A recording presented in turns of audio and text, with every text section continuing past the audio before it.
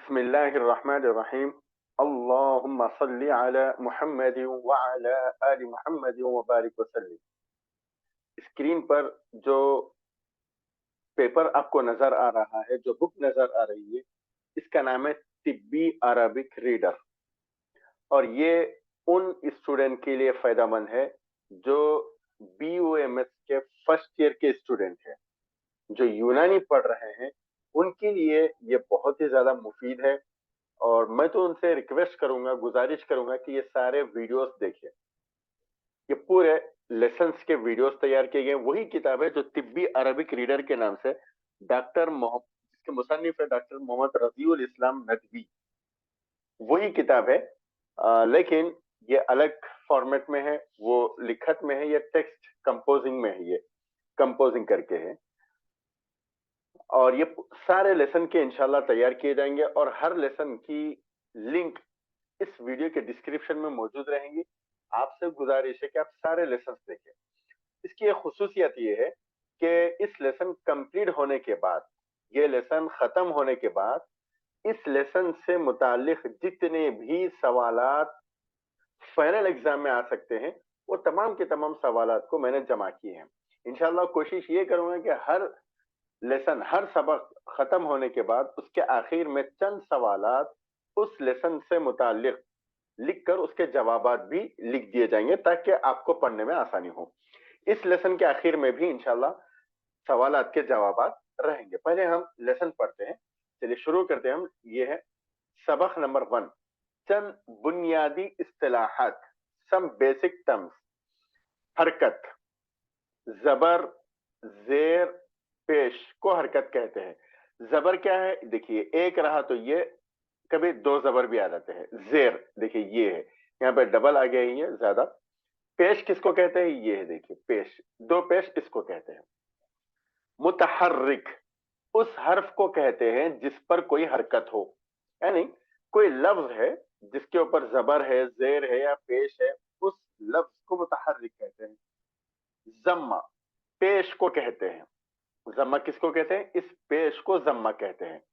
مضموم اس حرف کو کہتے ہیں جس پر پیش ہو، یعنی کوئی لفظ ہے، کوئی حرف ہے، اس حرف کے اوپر پیش آ گیا تو اس پیش والے حرف کو مضموم کہتے ہیں. اس کے بعد ہے فتحہ.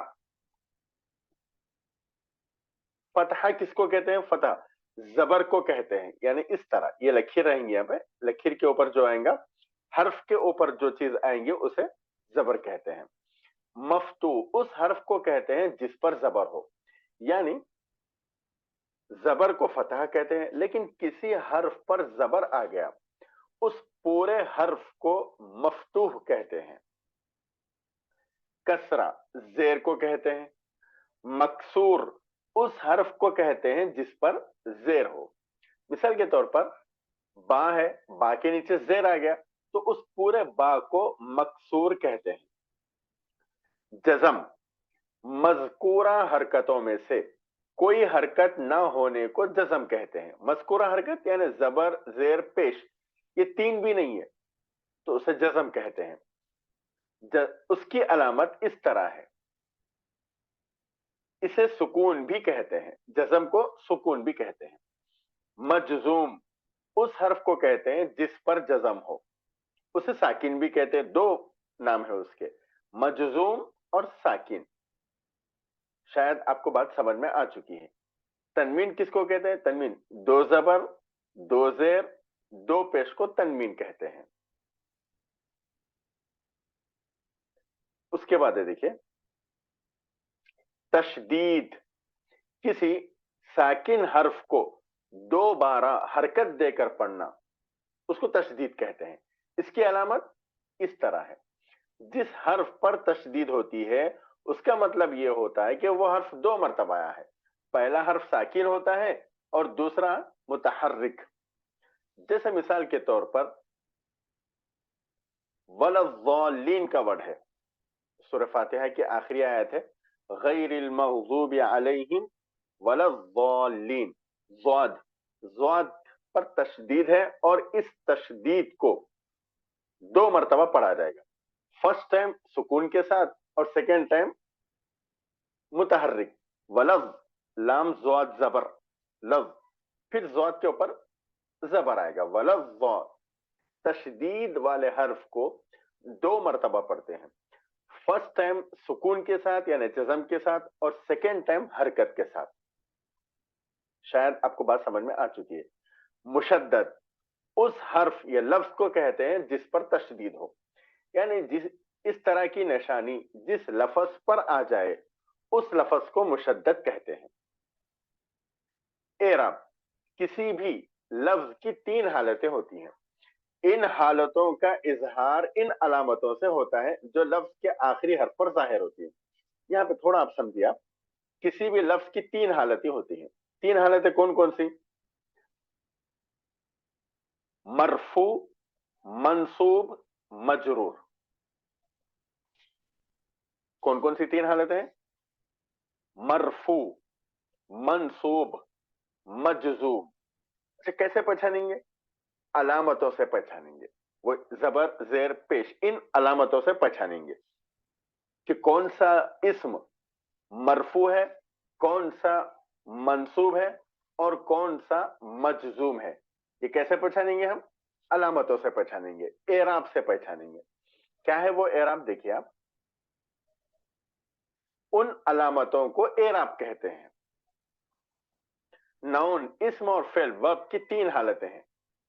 इस्म रफा नसब जर, फेल रफा नसब जज्म। रफा की अलामत पेश है, यह या तो एक पेश या 2 पेश। नसब की अलामत फतहा है, फतहा यानी एक जबर या 2 जबर।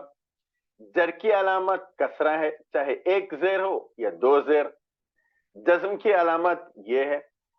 अब यहां से देखिए आप, मंसूब उस इस्म को कहते हैं जिस पर नसब की अलामत हो, यानी नसब की अलामत ये जबर, एक जबर या 2 जबर।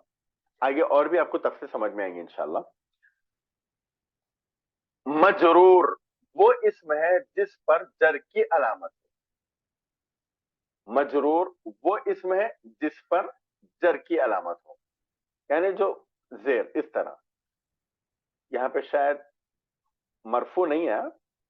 मरफू उस इस्म को कहते हैं जिस पर रफा की अलामत हो, जिस पर रफा की अलामत, यानी ये एक पेश या 2 पेश, उसे मरफू कहते हैं। उसके बाद है देखिए, हुरूफ शमसी किसे कहते हैं? हुरूफ शमसी हुरूफ तहज्जी में से दर्जे झेल हुरूफ को हुरूफ शमसी कहते हैं। कौन कौन से? वो ता, सा, दाल, जाल, रा, जा, सीन, शीन, स्वाद, ज़ाद, तवा, ज़ा, लाम, नून। ये पूरे 14 लेटर्स हैं, इनको हुरूफ शमसी कहते हैं।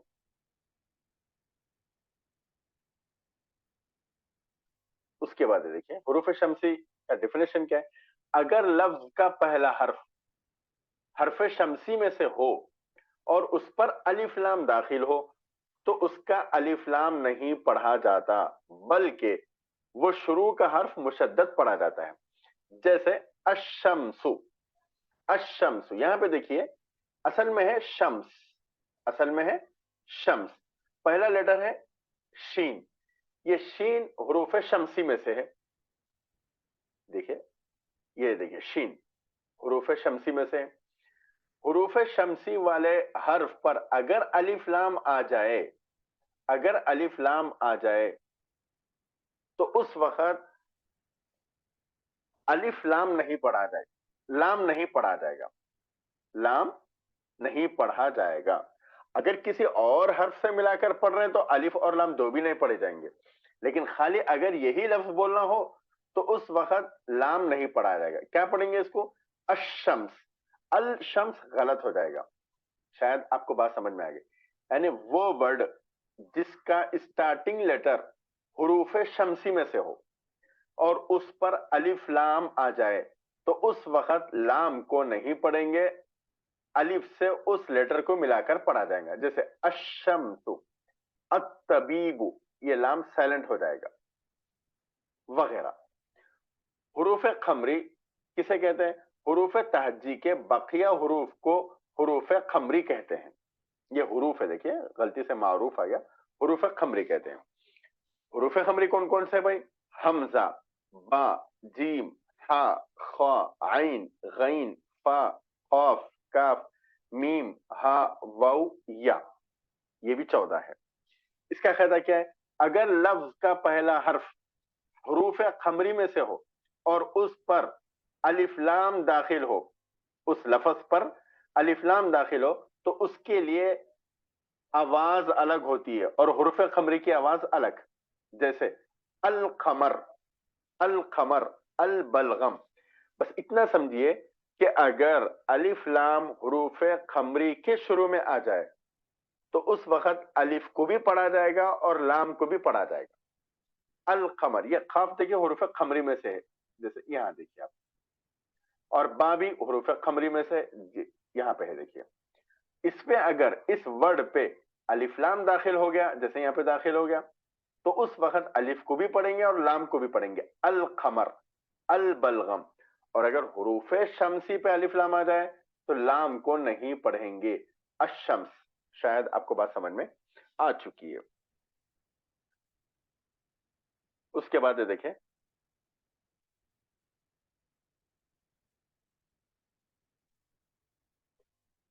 الف. عربی زبان میں الف ہمیشہ ساکن ہوتا ہے, یعنی الف پر زبر زیر پیش نہیں آتا.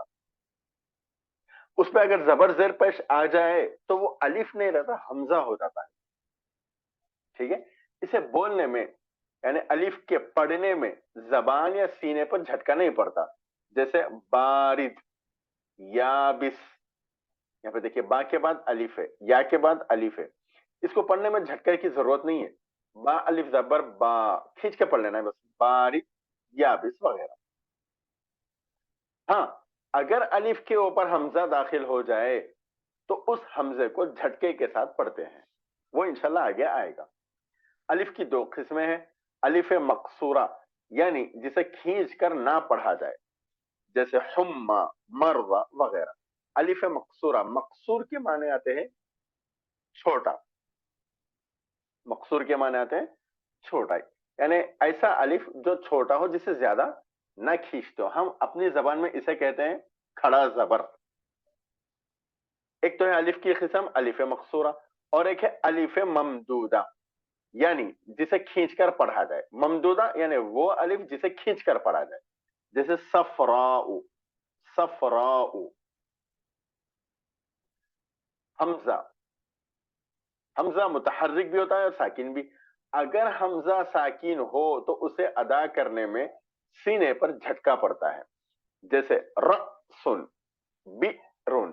ابھی میں بتایا تھا کہ اگر الف پر حمزہ آ جائے, الف پر حرکت آ جائے یا سکون آ جائے تو اس کے پڑھنے میں سینے پر جھٹکا محسوس ہوتا ہے, جیسے رأسن, بئرن وغیرہ.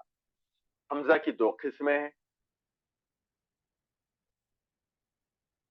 حمزہ وصلی اور ایک ہے حمزہ قطعی. حمزہ وصلی وہ حمزہ جو کسی لفظ کے شروع میں آئے اور اپنے ماقبل سے ملنے کی صورت میں گر جائے. حمزہ وصلی, وصل مانے ملانے والا, ملانے والا. وہ حمزہ جو کسی لفظ کے شروع میں آئے اور اپنے ماقبل سے ملنے کی صورت میں گر جائے. جیسے اشرب ہے, یہ پہلے سے تو مل رہا نہیں, یہاں پہ اسٹارٹنگ میں الف ہے, یہ حمزہ وصلی ہے. لیکن اس ورڈ سے پہلے کوئی اور ورڈ آ جائے اور اس ورڈ کو اس ورڈ سے جوائنٹ کر کے پڑھا جائے تو اس وقت یہ الف گر جاتا ہے.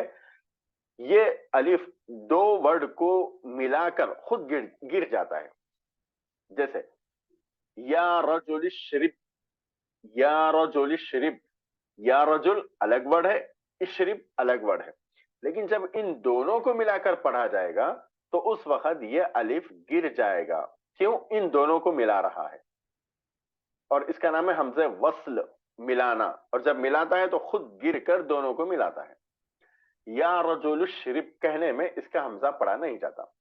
اور ایک حمزہ قطعی, وہ حمزہ جو کسی لفظ کے شروع میں آئے اور اپنے ماقبل سے ملنے کی صورت میں نہ گرے, جیسے اکرم, اکرم. इसमें जो हमजा है ये हमजा खतई है। खतई का मतलब जो अपनी ही जगह पर रहता है, कोई भी आए वो गिरता नहीं। या रजुल अक्रिम कहने में इसका हमजा पढ़ा जाता है, गिरता नहीं। जो अलिफ ना गिरे वो हमजा खतई, और जो हमजा गिर जाए उसे कहते हैं हमजा वस्ली।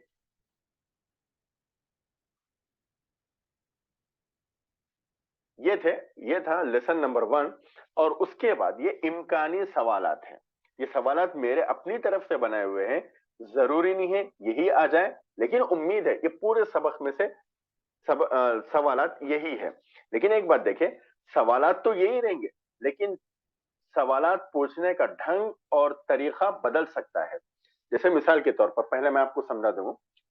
सवाल नंबर 1, जबर जेर पेश को क्या कहते हैं? जवाब, जबर जेर पेश को हरकत कहते हैं। अब यही सवाल दूसरे ढंग से, दूसरे तरीके से इस तरह भी किया जा सकता है। जबर जेर पेश, यहां तो है जबर जेर पेश को क्या कहते हैं। सवाल यह आ सकता है, जबर जेर पेश किसे कहते हैं?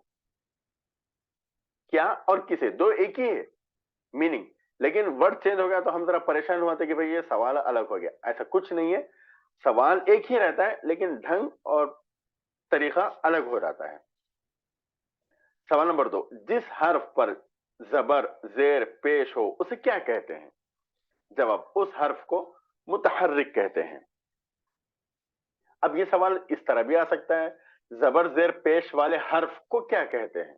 जिस हर्फ पर नहीं, जबर जेर पेश वाले हर्फ को क्या कहते हैं? या इस तरह आ सकता है, जबर जेर पेश जिस हर्फ पर आ जाए उसे क्या कहते हैं? जिस हर्फ पर बाद में। बहरहाल सवाल तो यही रहेगा, लेकिन ढंग और तरीका अलग हो जाएगा। आप परेशान नहीं होना है, सवालात इंशाल्लाह इसी तरह आएंगे। उस हर्फ को मुतहर्रिक कहते हैं जिस हर्फ पर जबर जेर पेश आए। उसके बाद सवाल नंबर 3, इस अलामत को क्या कहते हैं? ये जो अलामत दिख रही है ना, इस अलामत को क्या कहते हैं? इस अलामत को जज़म कहते हैं। इस अलामत को, यहां पे थोड़ा लिखने में गलती हो गई, आप इसको याद रखें, अलामत को जज़म कहते हैं, इस आना चाहिए था, इस अलामत को जज़म कहते हैं। सवाल नंबर 4, जिस हर्फ पर कोई अलामत ना हो उसे क्या कहते हैं? जवाब, जिस हर्फ पर कोई अलामत ना हो उसको जज़म कहते हैं। या ये भी आ सकता है, जज़म किसे कहते हैं? जो भी एक ही है। देखिए आप, जिस हर्फ पर कोई अलामत ना हो उसे क्या कहते हैं, या जज़म किसे कहते हैं। जज़म किसे कहते हैं तो आप ये लिख देना, जिस हर्फ पर कोई अलामत ना हो उसे जज़म कहते हैं। शायद बात आपको समझ में आ रही है। सवाल नंबर 5, दो जबर दो जेर दो पेश को क्या कहते हैं? दो जबर दो जेर दो पेश को तनवीन कहते हैं। सवाल इस तरह भी आ सकता है, दो जबर दो जेर दो पेश डैश कहते हैं। नीचे ऑप्शन आएगा, जबर जेर तनवीन तशदीद। आप उस वक्त लिख देना, अगर आपको ये याद हो तो आप आसानी से लिख सकते हैं, दो जबर दो जेर दो पेश डैश लिख देना, को तनवीन कहते हैं। सवालात यही रहेंगे, लेकिन ढंग और तरीका बदला जा सकता है। उसके बाद सवाल नंबर 6 देखिए, जिस इस्म पर रफा हो उसको क्या कहते हैं? जिस इस्म पर रफा हो उसको मरफू कहते हैं। सवाल इस तरह भी आ सकता है, मरफू किसको कहते हैं? आप जवाब लिख देना, जिस इस्म पर रफा हो उसे मरफू कहते हैं। यह सवाल इस तरह भी आ सकता है, जिस इस्म पर रफा हो, जिस इस्म पर रफा की जगह डैश मरफू कहते हैं। यहां पे आप रफा डैश के तौर पर रहेंगे, यहां पे रफा नहीं रहेगा, आप वहां पे लिखना है, जिस इस्म पर रफा हो उसको मरफू कहते हैं। सवाल नंबर 7, जिस इस्म पर नसब हो उसको क्या कहते हैं? जिस इस्म पर नसब हो उसको मंसूब कहते हैं। सवाल नंबर 8, मजरूर किसे कहते हैं? जवाब, जिस इस्म पर जेर हो उसको मजरूर कहते हैं। सवाल नंबर 9, हुरूफ शमसी कितने हैं? हुरूफ शमसी 14 है, 14 है। याद रखने के लिए एक हिंट याद रखें आप, इंग्लिश में देखिए हुरूफ शमसी इस तरह लिखते हैं, ठीक है? अब इसमें कितने लेटर्स है देखिए आप, 1 2 3 4 5 6 7 8 9 10 11 12 13 14। इंग्लिश में जब हुरूफ शम्सी लिखते हैं तो उसमें भी 14 लेटर्स है। तो आप इस तरह याद रखें, आसानी से जवाब आपको याद होगा कि हुरूफ शम्सी की तादाद भी कितने हैं? 14 है। सवाल नंबर 10, हुरूफ खमरी की तादाद कितनी है? वो भी 14 ही है। उसके बाद देखिए, हमजे वस्ल की तारीफ क्या है?